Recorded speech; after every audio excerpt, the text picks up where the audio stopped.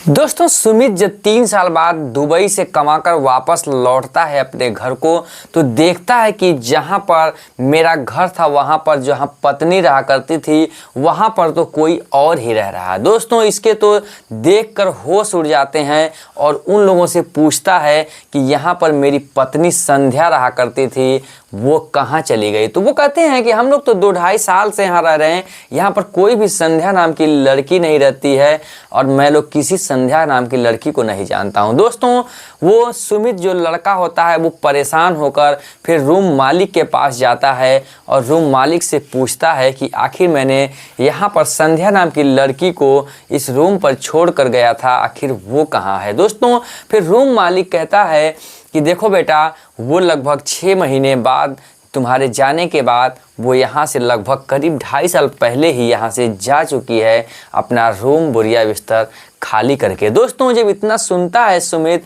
उसके माथे से पसीना छूटने लगता है, उसके तो होश उड़ जाते हैं। दोस्तों करे भी तो क्या करे सुमित, अब इधर उधर दर बदर ठोकरे खाता है, ढूंढता है, अपने दोस्तों मित्रों और उसकी सहेलियों से पूछता है, लेकिन संध्या का कहीं भी पता और ठिकाना नहीं लगता है। दोस्तों निराशा, वो आदमी अब लाचार था, अपने घर भी नहीं जा सकता था और संध्या के माता पिता से भी नहीं पूछ सकता था, क्योंकि ये दोनों ने ऐसा कर्म ही किया था जिसकी वजह से इन्हें जो है कि घर से ठुकरा दिया गया था। दोस्तों फिर होता क्या है, दुबई जाने के लिए लगभग में इसे 15 दिन का समय मिला होता है। अब रिटर्न ये जो है कि राजधानी एक्सप्रेस पकड़कर ये दिल्ली के लिए रवाना हो रहा था।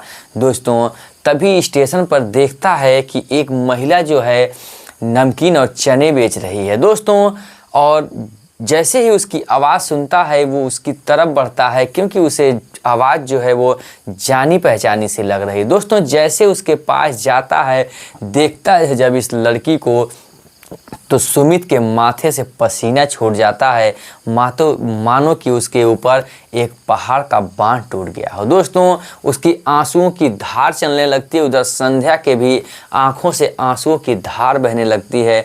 दोनों का जो उस समय का मिलन था वो बद से बदतर हो जाता है और दोनों लिपट कर खून की आंसू रोने लगते हैं। दोस्तों प्लेटफार्म पर इतना सारी भीड़ इकट्ठा हो जाती है दोनों को देखकर कि एक नमकीन और चने बेचने वाली लड़की और एक सूट बूट पहना हुआ लड़का आखिर में दोनों क्यों गले मिलकर रोए जा रहे हैं। दोस्तों कहानी इतनी इंटरेस्टिंग है कि आपके भी सुनकर होश उड़ जाएंगे। दोस्तों चैनल पर नए हैं तो आपसे छोटी सी रिक्वेस्ट है कि चैनल पर को सब्सक्राइब कर लीजिएगा, वीडियो को लाइक कर लीजिएगा, वीडियो को शेयर कर दीजिएगा। दोस्तों चलिए वीडियो को करते हैं स्टार्ट और समझते हैं कि आखिर में सुमित जो है दुबई से 3 साल बाद वापस आने के बाद आखिर में संध्या जो है नमकीन और चने बेचने पे मजबूर कैसे हो गई, आखिर में वो चने बेचने क्यों लगी, आखिर में लखपति आदमी सुमित विदेश जाकर आखिर इससे कांटेक्ट क्यों नहीं किया कि आखिर में तुम कहाँ रह रहे हो कहाँ नहीं, आखिर मामला क्या है, पूरा इस वीडियो में समझते हैं और आशा नहीं पूरा विश्वास है कि आपके भी ये दिल को छू जाएगी। दोस्तों ये कहानी है उत्तर प्रदेश के लखनऊ की। दोस्तों राजधानी लखनऊ जहाँ पर एक बाराबंकी ज़िला उसके पास में ही पड़ता है। दोस्तों बाराबंकी ज़िले में ये सुमित और संध्या नाम के लड़के लड़कियां एक पास के ही छोटे से गांव में रहते थे, जो कि साथ ही पढ़ने जाते थे स्कूल में और पढ़ते ही पढ़ते बचपन का वो प्यार कब लव में बदल गया ये लोग इनके परिवार वाले भी नहीं समझ पाते हैं। दोस्तों धीरे धीरे ये लोग आपस में बात करते करते ये उस हद पे पार हो जाते हैं जिस पे कि एक पति पत्नी को जो है कि संबंध बनाना होता है। दोस्तों ये सारी उस हद को पार कर लेते हैं जो एक पति पत्नी करते हैं। दोस्तों फिर आपस में ये लोग अपने आप डिसाइड कर लेते हैं कि हम लोग अब जिएंगे तो एक साथ जिएंगे, मरेंगे तो एक साथ ही मरेंगे। दोस्तों इन लोगों ने मंदिरों में साथ जीने और मरने का कसम भी खा लिया था, जहाँ की बाराबंकी के ज़िले में एक देवा शरीफ पड़ता है। दोस्तों देवा की एक कहानी पास की एक दिल दहला देने वाली है, वीडियो को अंत तक देखिएगा। दोस्तों होता क्या है कि इनके परिवार वाले से सुमित कहता है कि देखो संध्या, अपने परिवार वालों को कहिए और हम लोग दोनों लोग शादी कर लिया जाए। दोस्तों उधर संध्या जो है अपने परिवार वालों को मनाती है, लेकिन कोई भी मानने को तैयार नहीं होता। लेकिन उसके जिद के आगे उसके माता पिता और भाई हार मान जाते हैं और फाइनल ही मान जाते हैं कि चलो हम तुम्हें उस लड़के से, सुमित से शादी करा देंगे। दोस्तों उधर जब सुमित अपने इस शादी का प्रपोजल अपने घर पर रखता है, उसके घर वाले भड़क जाते हैं कि इतना पैसा लगाकर तुम्हें ITI वगैरह कराया और आज तुम इस दिन को दिखाने के लिए मुझे बता रहे हो कि तुम लव मैरिज करके अपनी शादी करोगे और अय्यासियाँ रंगरलियाँ मनाओगे।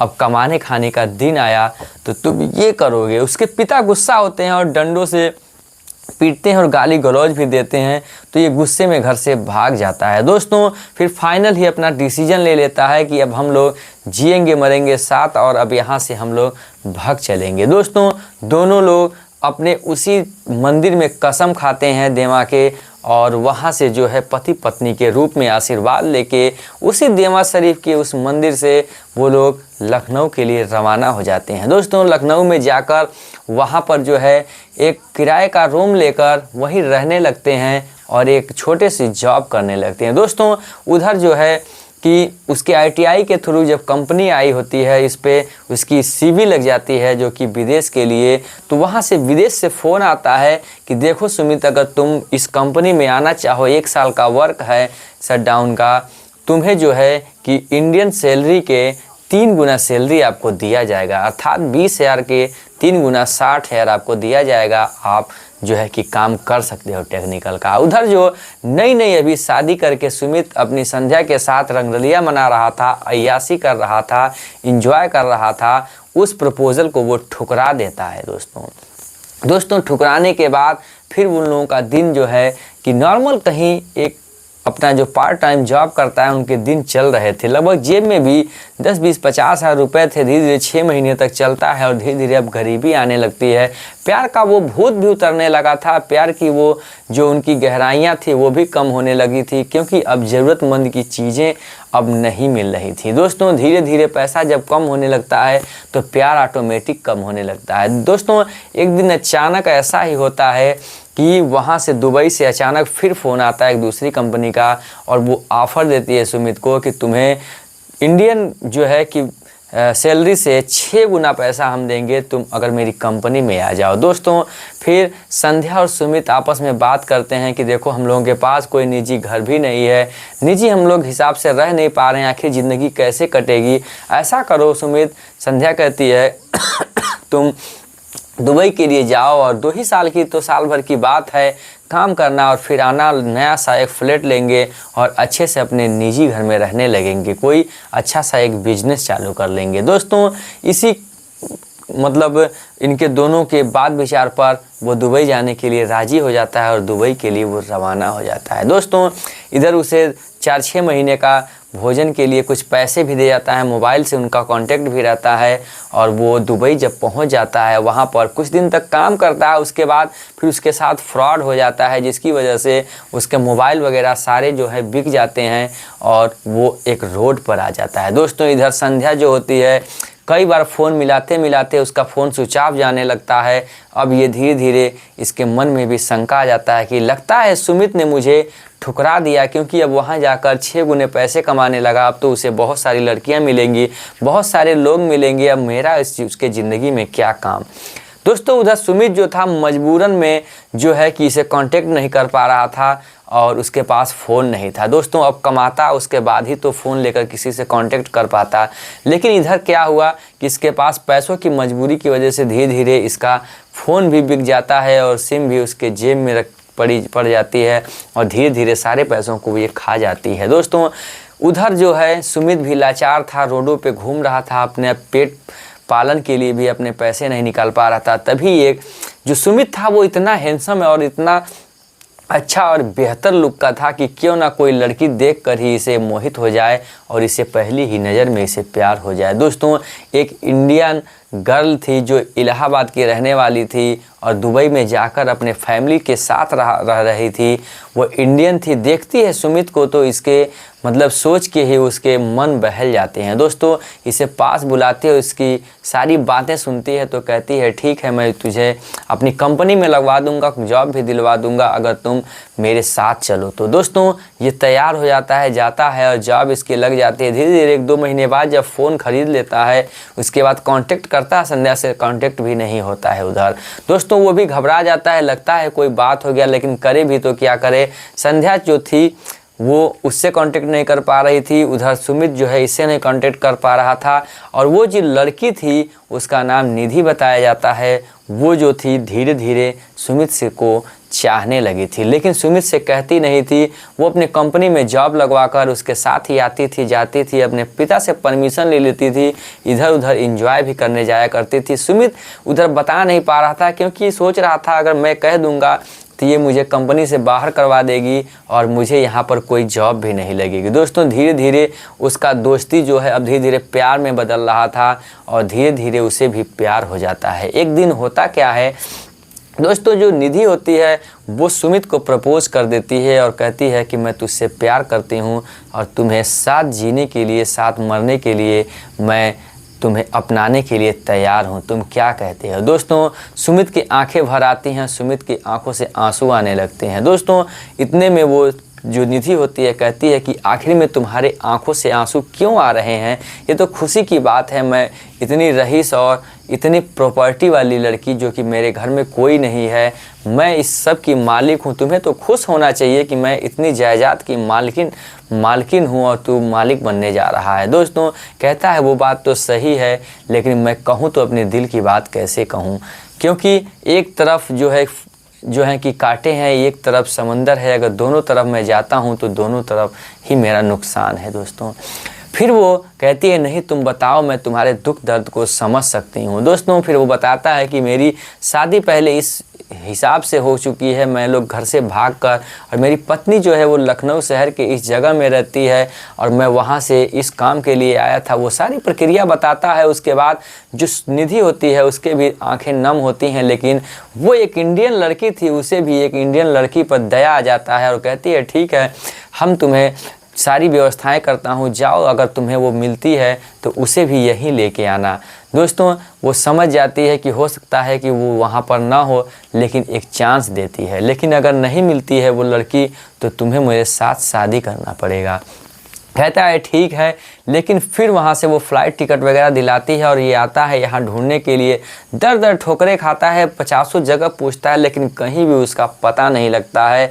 उसके बाद फिर राजधानी एक्सप्रेस पकड़कर फिर दुबई के लिए जब रवाना हो रहा होता है, फिर स्टेशन पर देखता है कि एक चने नमकीन बेच रही एक मैला कुचैला कपड़ा पहने हुए जो है कि उस स्टेशन पर जो है कि एक चाय की केतली लेकर घूम रही है। दोस्तों उसके पास पहुंचता है और देखता है तो उसके होश उड़ जाते हैं, क्योंकि दोस्तों वो कोई और नहीं बल्कि उसकी धर्मपत्नी थी, संध्या थी, जो कि चाय नमकीन और जो है कि छोले चने वगैरह बेचने पर मजबूर हो गई थी। दोस्तों उसके गले लगकर लिपट कर रोने लगता है, वो भी रोने लगती है।